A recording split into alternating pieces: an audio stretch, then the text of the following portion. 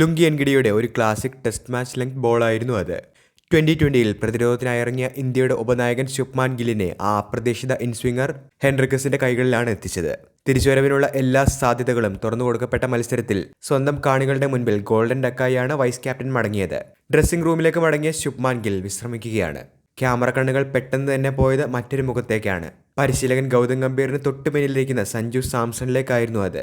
ഗില്ലിന് വേണ്ടി ഒരു പരാതിയും പരിഭവവും കൂടാതെ വഴിമാറിക്കൊടുക്കുന്ന താരമായി സഞ്ജു മാറിയിരിക്കുകയാണ്. അവസര നിഷേധത്തിന്റെയും അനീതിയുടെയും മറ്റൊരു രാത്രി കൂടി സഞ്ജുവിന് മുൻപിൽ തുറന്നിട്ടപ്പോൾ സൗത്ത് ആഫ്രിക്കയ്ക്കെതിരെ നാണം കേട്ട തോൽവിയാണ് രണ്ടാം T20-ൽ ടീം ഇന്ത്യ സ്വന്തമാക്കിയത്. BCCIയുടെ ഡർട്ടി പൊളിറ്റിക്സിന്റെ മറ്റൊരു ഉദാഹരണം കൂടിയായി സഞ്ജു സാംസണെ അവഗണിക്കപ്പെടുന്ന ഒരു കാഴ്ച ലൈവായി തന്നെ നമ്മൾ കണ്ടുകൊണ്ടിരിക്കുകയാണ്. സൗത്ത് ആഫ്രിക്കയ്ക്കെതിരെ സെഞ്ചുറി കരുത്തുമായി മറ്റൊരു ഇന്ത്യൻ താരത്തിനുമില്ലാത്ത റെക്കോർഡുമായി സഞ്ജു സാംസൺ കളം നിറഞ്ഞ് കളിച്ചിട്ട് പോലും അർഹതപ്പെട്ട അവസരത്തിനായി വാട്ടർ ബോയായി ഡഗ്ഔട്ടിൽ കാത്തിരിക്കേണ്ട അവസ്ഥയാണ് മലയാളി താരമായ സഞ്ജു സാംസണ്. മറ്റൊരു ഇന്ത്യൻ താരത്തിന് പോലും ഇങ്ങനൊരു അവഗണന നേരിടേണ്ടതായി വന്നിട്ടില്ല. 10, 20, 30 റൺസല്ല, 2 സെഞ്ചുറി കരുത്തിലാണ് സഞ്ജു സാംസൺ ടീമിലേക്കുള്ള തന്റെ അവകാശം ഡിമാൻഡ് ചെയ്തെത്തിയത്.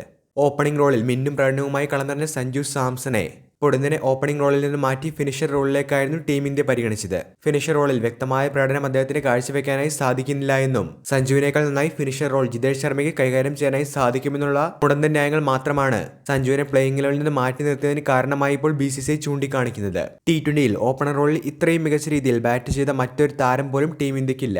അഭിഷേക് ശർമ്മ സഞ്ജു സാംസൺ സഖ്യം ഒരു ഘട്ടത്തിൽ എതിരാളികളെ സംബന്ധിച്ച് ഭീഷണി ഉയർത്തിയിരുന്ന ഒരു സാഹചര്യം ഉണ്ടായിരുന്നു. എന്നാൽ വൈസ് ക്യാപ്റ്റൻ ശുഭ്മാൻ ഗിൽ എത്തിയപ്പോൾ സഞ്ജു സാംസണെ വർഷങ്ങളായി നമ്മൾ കണ്ടുവരുന്ന ആ ഒരു കാഴ്ചയുടെ ഒരു റിപ്പീറ്റ് തന്നെയാണ് കണ്ടത്.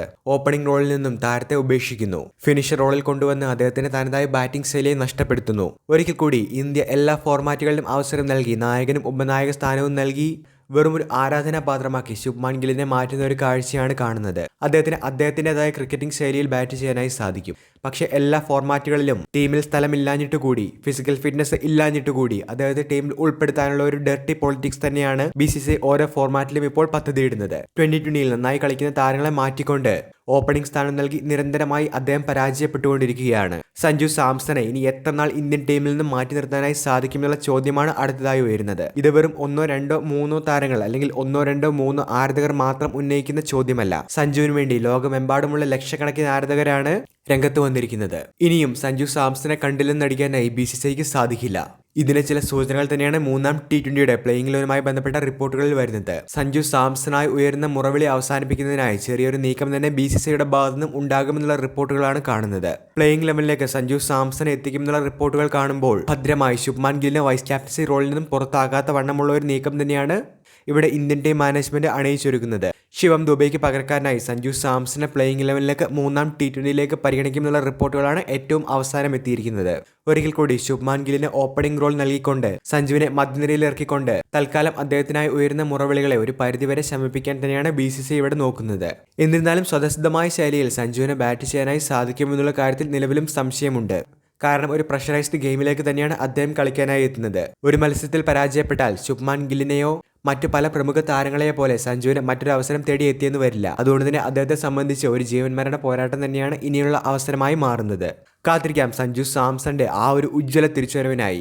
തന്നെ മാറ്റി നിർത്തിയവർക്ക് മുൻപിൽ കൃത്യമായ മറുപടി ബാറ്റ് കൊണ്ട് സഞ്ജു നൽകുമെന്ന് തന്നെ നമുക്ക് പ്രതീക്ഷിക്കാം. ഇതിനു മുൻപും അദ്ദേഹം നൽകിയിട്ടുണ്ട്. ഒരിക്കൽ കൂടി അദ്ദേഹത്തിന് നൽകാനായി സാധിക്കും. വീഡിയോ അവസാനിക്കുന്നു. പുതിയ ക്രിക്കറ്റ് അപ്ഡേറ്റുകൾക്കായി ചാനൽ ഇപ്പോൾ തന്നെ മറക്കാതെ സബ്സ്ക്രൈബ് ചെയ്തു വെച്ചേക്കുക.